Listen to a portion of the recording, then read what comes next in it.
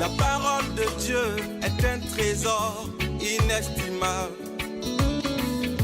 Ne laisse pas ta Bible fermée. Oh non, non. Lis-la, médite-la, nourris-toi. Lis-la, médite-la, nourris-toi. Bonjour. Une anecdote m'est revenue en mémoire que je veux partager avec vous maintenant. Nous sommes au XVIIe siècle, en Angleterre, alors qu'il était en train de peindre ce qui deviendra les magnifiques fresques de la cathédrale Saint-Paul à Londres. Le peintre James Thornhill était si enthousiasmé par son travail que, reculant, revenant à un moment donné sur ses pas pour mieux admirer sa fresque, il ne remarqua pas qu'il était sur le point de tomber de l'échafaudage, et ce dans le vide. Bien des mètres plus bas, il allait s'écraser. Un de ses assistants, terrifié, comprit que s'il criait, il ne ferait qu'accélérer la catastrophe. Alors, sans y réfléchir à deux fois, il trempa un pinceau dans la couleur et le balança en plein dans la fresque. Le maître, sidéré, bondit en avant. Oui, son travail était compromis, mais il était sauvé. Eh bien, mes amis, en y repensant, je me demande si c'est parfois ainsi que Dieu fait avec nous. Il bouleverse nos plans et notre tranquillité pour nous interpeller, pour nous sauver, en somme, de l'abîme que nous ne voyons pas. Mais ne soyons pas dupes, ce n'est évidemment pas Dieu qui a balancé le pinceau en plein sur la fresque de notre humanité contemporaine. Dieu est notre allié, pas celui ni du virus ni de la guerre. J'en veux pour preuve cette affirmation solennelle de Dieu, formulée dans l'Ancien Testament et tant de fois répétée d'une façon ou d'une autre, par laquelle il déclare, je le cite, « Je forme à votre sujet des pensées de paix et non de malheur. » Fin de citation. Si les fléaux que sont la guerre, la maladie et le mal étaient des châtiments de Dieu, on ne comprendrait pas pourquoi il frappe également justes et pécheurs, et pourquoi les pauvres sont ceux qui en supportent les pires conséquences. Sont-ils plus pécheurs que les autres? Bien sûr que non. Celui qui a un jour pleuré la mort de son ami Lazare pleure aujourd'hui encore le malheur qui est tombé sur notre humanité. Oui, notre Dieu souffre comme chaque père et chaque mère. Et quand nous le découvrirons un jour pleinement, alors sans doute aurons-nous honte de toutes les accusations que nous avons portées contre lui, car si Dieu participe à notre douleur, c'est bien pour nous aider à la surmonter. Telle est mon intime conviction. De façon décisive, et nous nous en rappelons, il l'a fait en son Fils, un vendredi d'avril il y a 2000 ans, en acceptant de mourir pour nous et à notre place. Et plus encore, les évangiles témoignent que Jésus est mort condamné injustement, et cela entre deux brigands. Or, puisqu'on en parle, il se trouve que le récit de l'évangile que Luc nous en a donné rapporte un échange des paroles entre ces deux brigands et Jésus, un échange qui illustre le contraste de l'attitude de l'un et de l'autre malfaiteur crucifié avec Jésus. Il est clair que le propos de l'évangéliste Luc veut nous montrer que deux attitudes sont possibles face à cette mort, et que l'une seulement peut nous aider à mieux comprendre le mystère de la crucifixion de Jésus, pour entrer à notre tour dans un chemin semblable, un chemin de conversion comme celui qu'a pris l'un des deux brigands, celui qui s'est repenti.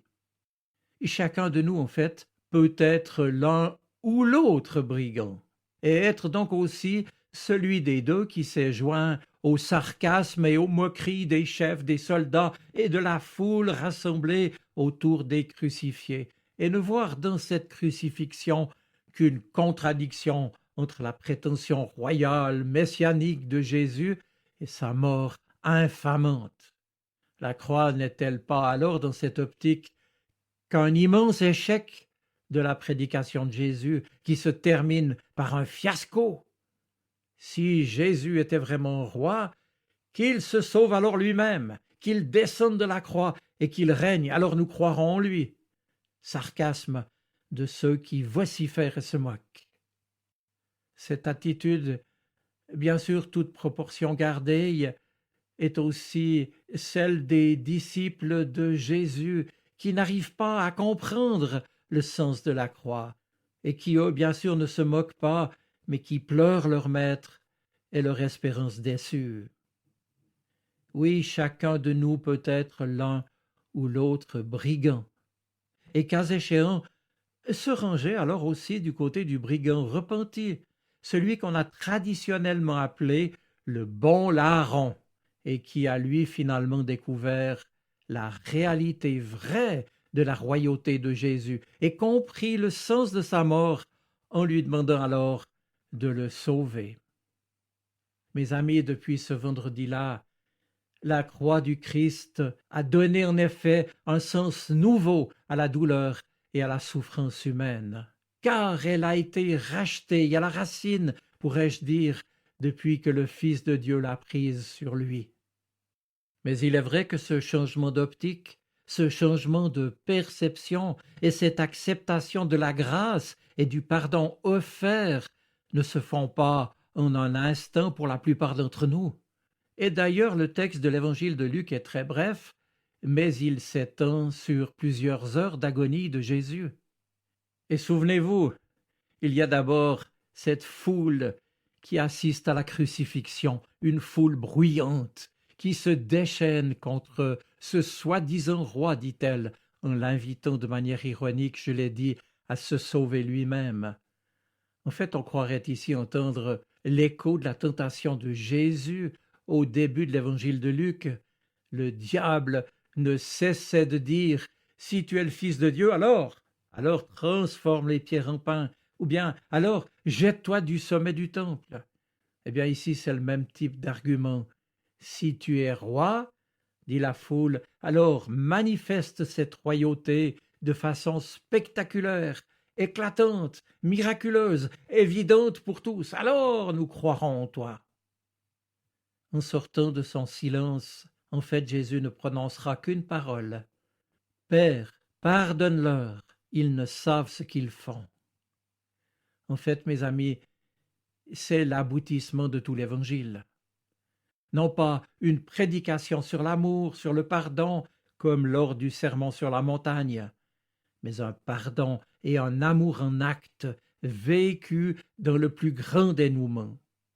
On pourrait alors imaginer que c'est justement en voyant Jésus souffrir avec amour et en ouvrant les yeux sur l'écriteau en haut de la croix de Jésus où il était noté « Celui-ci est le roi des Juifs », on pourrait se demander si ce n'est pas là, maintenant, que le brigand s'est posé lui-même la question « Et si tout cela était vrai ?» Celui qu'on a appelé le bon larron découvre alors une autre forme de royauté qui n'est pas de ce monde, royauté impuissante, désarmée, qui est celle de l'amour et du pardon.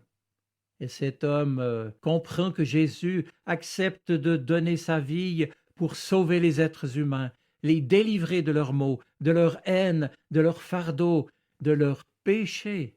Et justement, c'est en refusant de se sauver lui-même que lui, Jésus, va sauver les autres. C'est en allant librement, volontairement, par amour, jusqu'au bout de son agonie, dans la confiance en son Père et en priant pour le pardon de ses persécuteurs, qu'il est roi et sauveur. Oui, mes amis, c'est bien la manière de mourir de Jésus qui a démontré qu'il était roi. Lui qui a été injustement condamné et qui a ainsi conduit le brigand repenti à tourner ses regards vers lui pour entrer en communion profonde avec lui. Et le brigand lui dit « Jésus, souviens-toi de moi quand tu viendras comme roi. » Alors Jésus lui dira « Aujourd'hui, tu seras avec moi dans le paradis, c'est-à-dire dans la présence de Dieu, dans la lumière, dans ce monde nouveau, mon royaume, celui que j'annonce. Les ténèbres recouvrent la terre, la haine des hommes est à son comble. Il semble donc que tout soit terminé, et pourtant le paradis est ouvert pour celui qui discerne l'autre réalité de cette mise à mort et qui accepte le pardon que Dieu nous accorde au travers d'elle. Alors toi qui m'écoutes, qu'en penses-tu? Et quel brigand veux-tu être en méditant ce texte de l'Évangile? Je vous souhaite une bonne semaine. Soyez bénis. Amen. La parole de Dieu est un trésor inestimable. Ne laisse pas ta Bible fermée. Oh non, non. Lis-la, médite-la, nourris-toi. Lis-la, médite-la, nourris-toi.